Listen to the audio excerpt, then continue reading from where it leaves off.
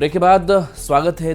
तो देश के पूर्व प्रधानमंत्री डॉक्टर मनमोहन सिंह हमारे बीच नहीं है। निधन उनका हो गया है। 92 साल की उम्र में दिल्ली के एम्स में उन्होंने अंतिम सांस ली। भारतीय राजनीति और आर्थिक सुधारों में उनका योगदान हमेशा याद किया जाएगा। 1991 में भारतीय अर्थव्यवस्था को उदारीकरण की राह पर ले जाने वाले डॉक्टर मनमोहन सिंह का योगदान कभी नहीं भुलाया जा सकता। उन्होंने 2 बार के अपने कार्यकाल में भारत के प्रधानमंत्री के रूप में सेवा की और देश के विकास में अहम भूमिका निभाई। मनमोहन सिंह प्रखर अर्थशास्त्री 1991 में देश में शुरू किए गए आर्थिक उदारीकरण के वे शिल्पकार रहे। 2004 से 2014 तक वे प्रधानमंत्री के तौर पर उन्होंने काम किया। उनके निधन से देश भर में शोक की लहर है। तो राहुल गांधी हो, अमित शाह हो, यानी कि पक्ष और विपक्ष दोनों तरफ के नेता ने अपनी शोक संवेदना व्यक्त की है। मनमोहन सिंह के निधन के बाद दिल्ली एम्स में उनका इलाज चल रहा था, जहां उन्होंने अंतिम सांस ली। काफी वक्त से बीमार चल रहे थे, अस्पताल में भर्ती कराए गए थे और उनके निधन की खबर ने सबको मर्माहत कर दिया। तो बतौर प्रधानमंत्री जब वो काम करते भी थे तो उनका ये मानना था कि प्रधानमंत्री का काम जो है वो 24 घंटे वाला होता है, 24x7 वाला होता है।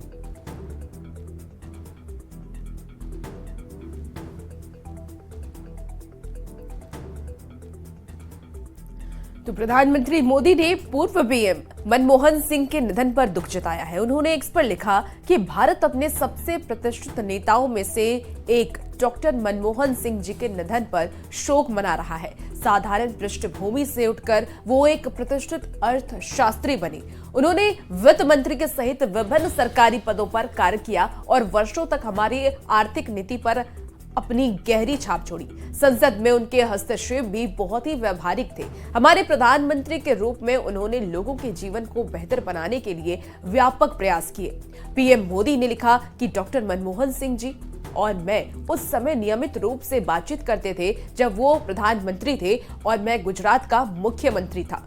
हम शासन से संबंधित विभिन्न विषयों पर गहन विचार विमर्श करते थे। उनकी बुद्धिमत्ता और विनम्रता हमेशा देखने को मिलती थी। दुख की इस घड़ी में मेरी संवेदनाएं डॉक्टर मनमोहन सिंह जी के परिवार, उनके मित्रों और असंख्यक प्रशंसकों के साथ है।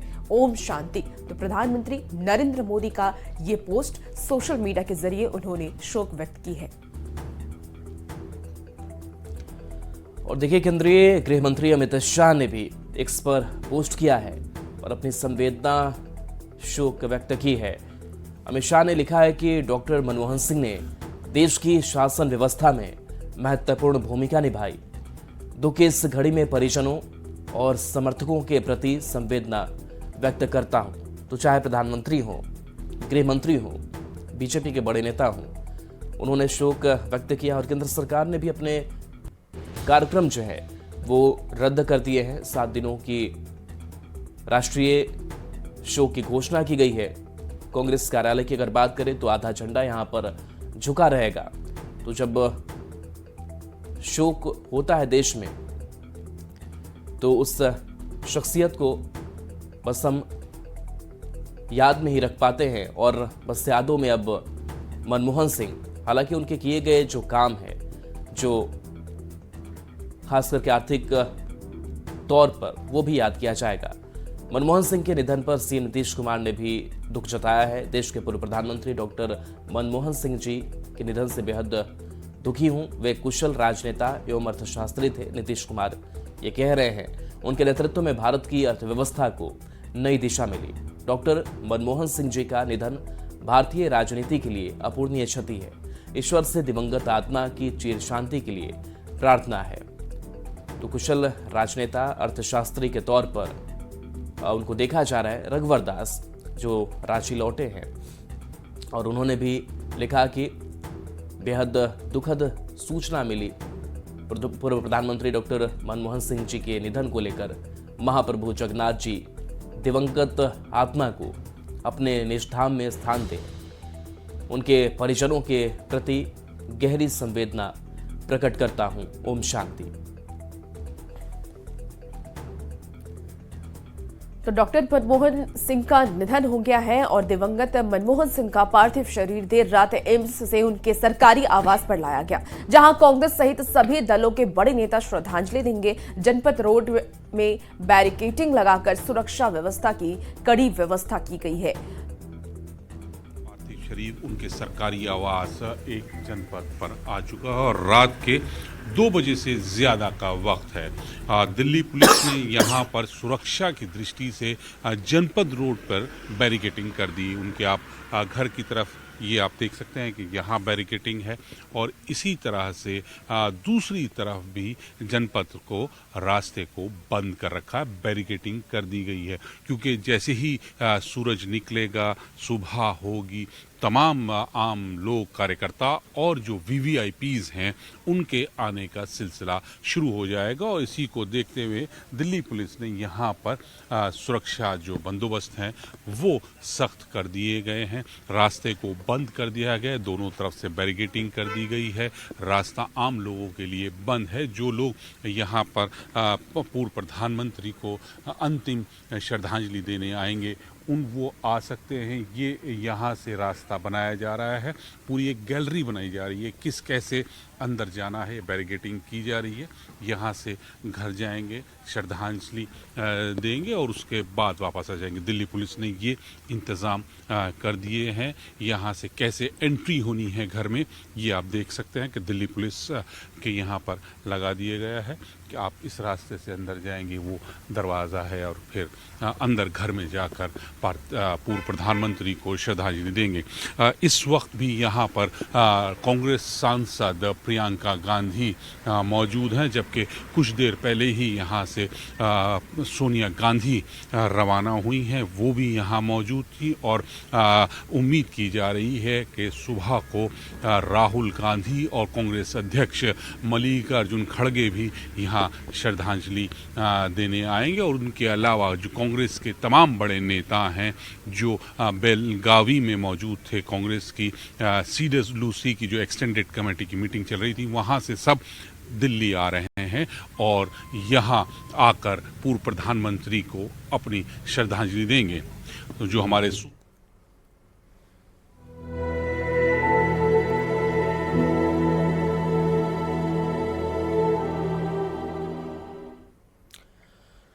और चलिए बढ़ेंगे आगे। न्यूज 18 बिहार झारखंड की खबर का एक बार फिर से असर हुआ है। TRE 3 के PGT का रिजल्ट जारी कर दिया गया है। एक साथ सभी 29 विषयों का रिजल्ट जारी हुआ है। BPSC की वेबसाइट पर अभ्यर्थी रिजल्ट देख सकते हैं। न्यूज 18 बिहार झारखंड ने सबसे पहले 26 दिसंबर को रिजल्ट जारी होने की जानकारी दी थी। हिंदी में कुल 1130 अभ्यर्थी पास हुए हैं। अंग्रेजी में 972 अभ्यर्थी, संस्कृत में 363, मैथिली में 19 अभ्यर्थी, तो गणित में 779, फिजिक्स में 441 अभ्यर्थी पास हुए हैं। केमिस्ट्री में 273, बॉटनी में 556 अभ्यर्थी, जूलॉजी में 625, तो इतिहास में 1746 अभ्यर्थी पास हुए हैं। पॉलिटिकल साइंस में कुल 991 अभ्यर्थी, भूगोल में 407, अर्थशास्त्र में 339, सोशियोलॉजी में 368, मनोविज्ञान में 446 अभ्यर्थी, तो फिलॉसफी में 56 अभ्यर्थी पास हुए हैं।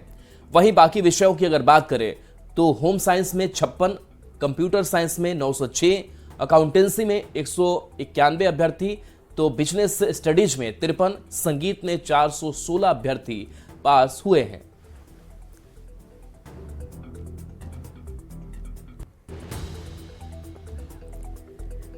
तो बीपीएससी परीक्षा पर बवाल और अभ्यर्थियों का प्रदर्शन दोनों ही थमने का नाम नहीं ले रहा है। इसी बीच बुधवार को हुए लाठीचार्ज के बाद पटना पुलिस ने सनसनीखेज खुलासा कर दिया है, जिससे कई कोचिंग संचालक पुलिस की रडार पर आ गए हैं। ये रिपोर्ट देखिए। अभ्यर्थियों को कौन भड़का रहा है? युवाओं के भविष्य से कौन खिलवाड़ कर रहा है? क्या छात्रों को ढाल बनाकर सियासी रोटियां सेकी जा रही हैं? या प्रदर्शन के जरिए कोई निजी हित साधी जा रही है? ये सवाल इसलिए क्योंकि बीपीएससी अभ्यर्थियों का प्रदर्शन, जिसे अब तक हक के लिए भरी जाने वाली हुंकार मानी जा रही थी, उसका एक नया पहलू सामने आया है। पटना पुलिस ने सनसनीखेज खुलासा करते हुए आरोप लगाया कि कोचिंग संचालकों ने अभ्यर्थियों को उकसाया। इस मामले में पटना पुलिस ने एक शिक्षक को भी गिरफ्तार कर लिया है। गिरफ्तार आरोपी का नाम रोहित बताया जा रहा है। रोहित अभ्यर्थी है जो पेशे से एक शिक्षक भी है। रोहित को देर रात गर्दनीबाग धरना स्थल से गिरफ्तार किया गया। इसके अलावा पुलिस ने अफवाह फैलाने और भड़काने वालों पर एफआईआर दर्ज कर कार्रवाई शुरू कर दी है। एक तरफ पुलिस कोचिंग संचालकों पर नकेल कसने की तैयारी में है, तो दूसरी ओर लगातार 9 दिनों से बीपीएससी परीक्षा को दोबारा कराने की मांग को लेकर गर्दनीबाग में छात्र आंदोलन कर रहे हैं। बुधवार को छात्रों ने बीपीएससी का घेराव किया था। छात्रों पर लाठीचार्ज भी हुआ। छात्र अभी भी अपनी मांग पर अडिग हैं और बीपीएससी परीक्षा में धांधली का आरोप लगाते हुए इसे रद्द करने की मांग कर रहे हैं। देखिए सर, इस 17वीं बीपीएससी में बहुत बड़े पैमाने पर घोटाला हुआ है और हमारे साथी और हम लोग यहाँ पे आज 9 दिन से आमरण अनशन पर थे। ना हमारी बात सरकार सुन रही है, ना आयोग सुन रही है, तो आखिर हम लोग क्या करें। वहीं अभ्यर्थियों पर हुए लाठीचार्ज को लेकर सियासत ने भी रफ्तार पकड़ ली। राहुल गांधी ने ट्वीट कर एनडीए सरकार पर निशाना साधा और छात्रों के न्याय के लिए लड़ने की बात कही, तो वहीं मामले पर जुबानी तीर दागने में भी विपक्ष पीछे नहीं है। लाठीचार्ज हुआ है बीपीएससी छात्रों पर। नहीं करना चाहिए। नौकरी के नाम पर जमीन लेने वाले की राजनीतिक संस्कृति रही है, तो इन लोगों को बर्दाश्त कहाँ होगा और किस बात के लिए, क्यों परीक्षार्थियों को भड़का रहे हैं। ऐसा नहीं है कि हमारे सरकार इस पर तत्पर नहीं है। जो उस तरह का जहां जांच के में जो पता चलेगा तो उस पर एक्शन लिया जाएगा। बीपीएससी की परीक्षा पर छिड़ा घमासान फिलहाल तो थमता नजर नहीं आ रहा। अब देखना ये होगा कि ये बयानबाजी और पुलिसिया कार्रवाई आखिर कौन सा नया मोड़ लेती है। पटना संवाददाता अमित कुमार, संजय कुमार और धर्मेंद्र कुमार के साथ ब्यूरो रिपोर्ट। और बड़ी खबर रघुवर दास से जुड़ी हुई है। जानकारी मिल रही कि रघुवर दास जनवरी महीने के पहले हफ्ते में बीजेपी ज्वाइन कर सकते हैं। इससे पहले ओडिशा के पूर्व राज्यपाल और झारखंड के पूर्व मुख्यमंत्री रघुवर दास रांची पहुंचे। एयरपोर्ट पर रघुवर दास का जोरदार स्वागत हुआ। न्यूज 18 से खास बातचीत भी की और रघुवर दास ने कहा कि पार्टी जो भी जिम्मेदारी देगी उसे वह पूरा करेंगे। इस दौरान उन्होंने ये भी कहा कि दिल मांगे मोर।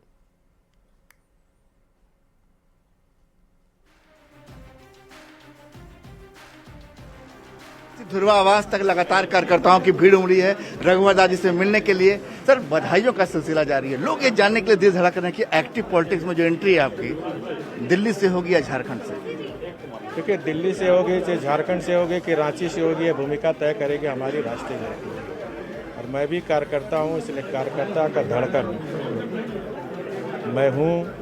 कार्यकर्ता मेरी पूंजी है, कार्यकर्ता के बल पर ही मैं यहाँ तक आया हूँ। तो उन कार्यकर्ताओं को क्या कहेंगे सर जो ये कह रहे हैं कि संगठन जो है आप में मजबूत करने की क्षमता है, उनको कैसे नाराज कर पाएंगे आप? नहीं, देखिए, मैं शुरू से संगठन में हूँ।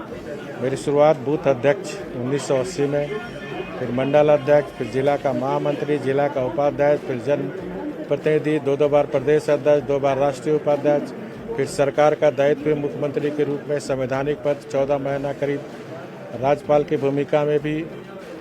तो भारतीय जनता पार्टी जो यहाँ तक आज पहुँची है, दुनिया की सबसे बड़ी पार्टी, तो संघर्ष के बल पर, तो संघर्ष हमारा जारी रहेगा जनता के हित के। उड़ीसा की नगरी से झारखंड नगरी तक सर, क्या मन दिल क्या कहता है? कहाँ जो जिम्मेदारी मिले पार्टी से, आपका अपना दिल क्या कहता है? आपका अपना दिल क्या कहता है? दिल मांगे मोर। तो बता रहे हैं दिल मांगे मोर, मतलब कि साफ कर रहे हैं कार्यकर्ताओं की जो भावनाएं हैं उन्हीं भावनाओं के साथ चलेंगे, लेकिन पार्टी जो जिम्मेदारी देगी उससे जरूर निर्वहन करेंगे। कैमरामैन संजीत तिवारी के साथ संजय कुमार सिन्हा, न्यूज 18 रांची। झारखंड की सियासत में अचानक उड़ीसा के समंदर की लहरों को महसूस किया जाने लगा है। दरअसल रघुवर दास की उड़ीसा के राज्यपाल पद से इस्तीफा देने के बाद उनकी प्रदेश की सियासत में एंट्री पर सभी की नजरें टिकी है। रघुवर के प्रदेश बीजेपी अध्यक्ष बनने के कयास लगाए जा रहे हैं और पूर्व सीएम की प्रदेश में री एंट्री ने ठंड के मौसम में सियासी पारा गर्म जरूर कर दिया है।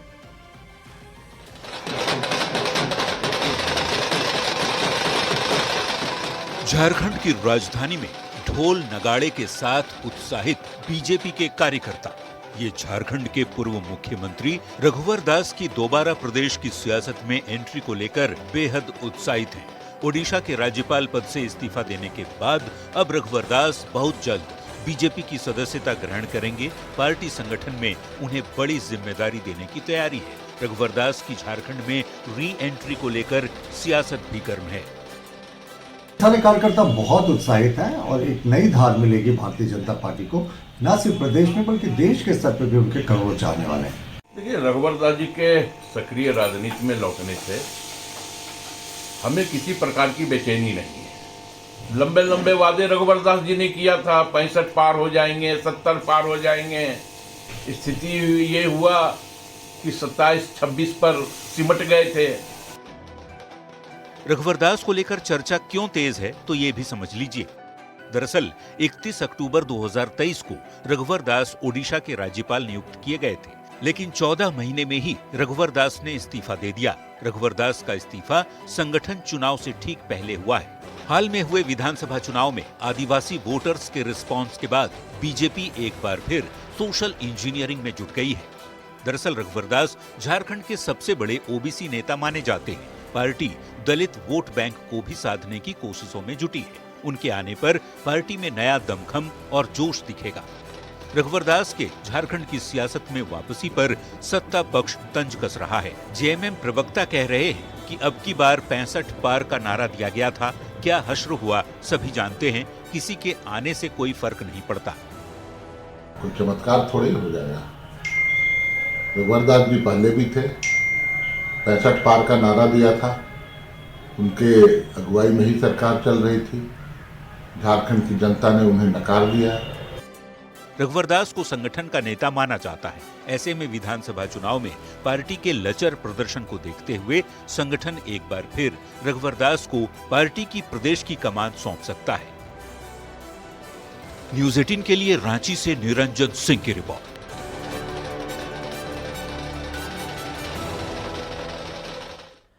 दानापुर के बेटा में देश भर के आईआईटी छात्रों की प्रतिभा का संगम हो रहा है। आईआईटी पटना में सांस्कृतिक मिलन की शुरुआत हुई। डिप्टी सीएम विजय सिन्हा ने इस कार्यक्रम का उद्घाटन और ट्रॉफी का विमोचन किया। 23 आईआईटी से 3,850 छात्र अपनी कला और प्रतिभा का प्रदर्शन करेंगे। 26 दिसंबर से शुरू हुआ यह कार्यक्रम 29 दिसंबर तक चलेगा। विजय सिन्हा ने उम्मीद जताई कि यह सांस्कृतिक मिलन तकनीकी ज्ञान और कला के बेहतरीन संगम का प्रतीक बनेगा। that ties us all together as one vibrant and dynamic IIT family. Student आए हैं और उनकी प्रतियोगिता 47 इवेंट्स और वो सांस्कृतिक कलाओं के अंदर छुपे हुए हमारे उद्देश्यों को अपने रिसर्च के माध्यम से अपनी सांस्कृतिक ठहरी हुई विरासत को बढ़ाने का, विकसित राष्ट्र बनाने के संकल्प को साकार करेंगे। और इस आईआईटी पटना को पहली बार अवसर मिला है। मैं सभी का स्वागत अभिनंदन करता हूं। ये आयोजन जो है 23 आईआईटी के जितने भी विद्यार्थी हैं जिनका की रुचि है कल्चर में और उसके कंपटीशन के लिए आए हुए हैं, और लगभग 3850 विद्यार्थियों ने रजिस्ट्रेशन कराया है। कुछ शिक्षक भी आए हुए हैं उनके साथ साथ। और इसी बीच खबर आ रही है गोपालगंज से। गोपालगंज के 2 युवकों को बैंकॉक में बंधक बनाकर रखने का मामला सामने आया है। युवकों ने बताया कि बंधक बनाकर साइबर फ्रॉड का ये मामला है और साइबर फ्रॉड का गलत इस्तेमाल करके उन्हें बंधक बनाया गया और उन पर दबाव बनाया जा रहा है। बता दें कि ये दोनों युवक गोपालगंज जिले के मीरगंज थाने के फतेहपुर गांव के रहने वाले हैं। दोनों युवकों ने वीडियो शेयर कर वतन वापसी करने की गुहार लगाई है और ये तस्वीरें देखिए ये वीडियो जो दोनों युवकों ने शेयर किया है, जिन्हें बंधक बना के रखा गया है। साइबर फ्रॉड का ये मामला सामने आ रहा है। फर्स्ट टाइम ट्रेवल था हम लोगों का। पासपोर्ट पे आज तक कोई भी इंटरनेशनल ट्रेवल नहीं है, ना ही घूमने के लिए ना ही कोई काम के लिए। कि हमें बैंकॉक में जॉब दिलाएगा, ठीक है। बैंकॉक में जॉब थी, पहले बैंकॉक में जॉब है कंपनी में, तो बोला कि आप लोग कंपनी जब बैंकॉक आइएगा तो आप लोग का इंटरव्यू होगा। इंटरव्यू आप लोग जब क्लियर कर लेंगे तो आपको कंपनी 1 ईयर का वो वर्किंग वीज़ा देगी। और चलिए न्यूज़ 18 बिहार झारखंड पर खबरें आपके लिए लगातार जारी हैं।